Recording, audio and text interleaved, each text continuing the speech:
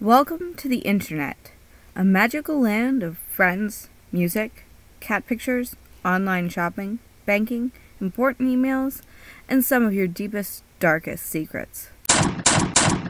A day doesn't go by for most of us without somehow accessing the Internet, and it's vital to today's society. Surprisingly, though, not many of us really understand how the Internet works, let alone some of the pressing public policies surrounding this most precious resource. To get an understanding of how exactly the Internet works, you have to go back. Further back than the Wayback Machine can take you, past the time of whatever dial-up is, and before most of our parents were even born. In fact, you have to go as far back as the Cold War in the 1950s, when the first computers were being used, to see the advent of the Internet. To make a long story significantly shorter, during the Cold War, the U.S. was using computers to keep vital military information.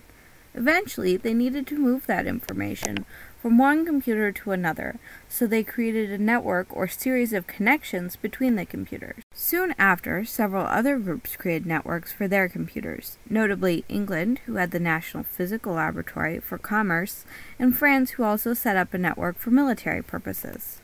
Not long after, it was decided that all of these networks should be compatible, that they all work the same way so they could all work together. With time, all of the computers began connecting to networks. Those networks connected to the earlier networks, and eventually all of the computers were connected to one great big network that is today the Internet. But how does this network work, you may ask? Well, as Senator Ted Stevens of Alaska famously put it, a series of tubes. Imagine, if you will, that the Internet is like a faucet in your house. At any given time, you can have as much water running through your faucet as you'd like. Now imagine that the water in your faucet is like the information you access on the Internet. Originally, the entire world was in a general agreement that all of this content would get the same treatment, no matter what. Whether you were searching the depths of old forums, watching your favorite British YouTubers, or checking Facebook, that information will be sent through the tubes at the same speed. This is the definition of net neutrality.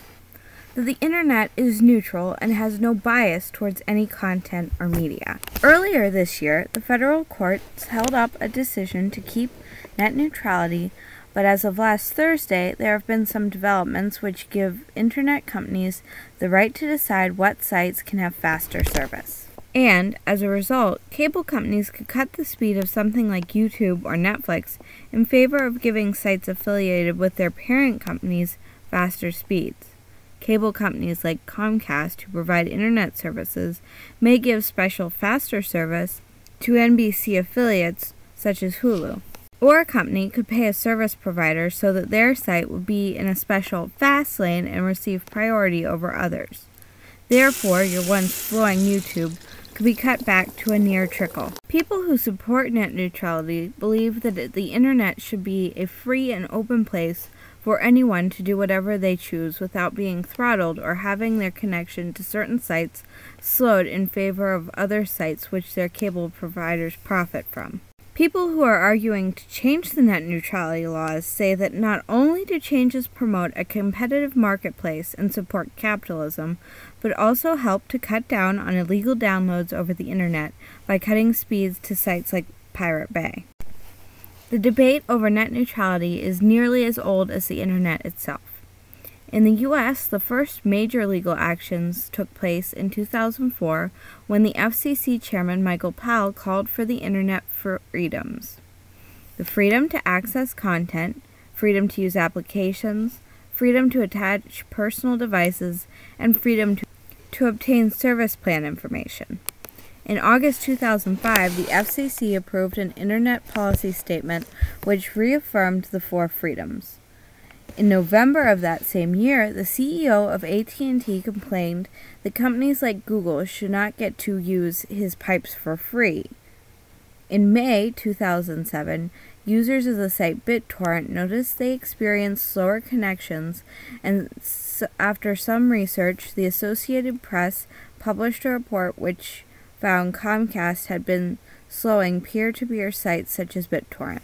In April 2008, The FCC chairman said that Comcast's slowing of peer-to-peer traffic was widespread, and in May, the Institute for Software Systems found that Comcast and Cox Communications were slowing BitTorrent traffic during all times of the day, despite their previous claims that they were only slowing traffic during heavy use periods.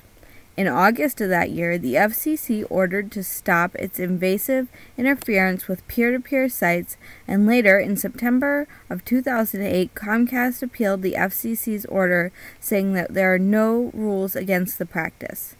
In April 2010, the U.S. Court of Appeals for D.C.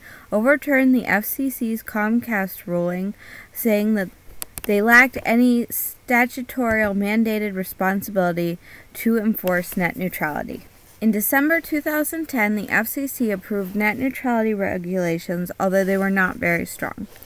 The following month of January 2011, AT&T filed a challenge to the net neutrality rules. They claimed the FCC did not have the authority to enforce them, but the appeals court threw out the suit because the law had yet to go into effect. Later in September, they refiled the lawsuit, but eventually gave up when they merged with T-Mobile. In November of 2012, AT&T reversed its decision to prohibit iPhone and iPad users from using FaceTime unless they bought the more expensive data plan, another example of net neutrality laws in action. Now, the U.S. Court of Appeals in D.C. is hearing arguments in Verizon's appeal of the FCC's net neutrality rules. Meanwhile, Republicans in Congress continue to argue that the rules the FCC put in place are illegitimate because they cannot enforce them. Thursday, the FCC said they would write rules that allowed for companies such as Disney or Netflix to pay cable companies to be in the Internet fast lane. Currently, the EU is working to form an agreement which would legislate net neutrality for all members. Meanwhile, in other places around the world, we see the debate continue on. I used a lot of really great resources to make this video. As you see on the right, the bibliography is going by, and a copy of it is available on request. But here are a few highlights you might want to check out yourself to learn more. This is a really great explanation of net neutrality and how the internet works from Hank Green.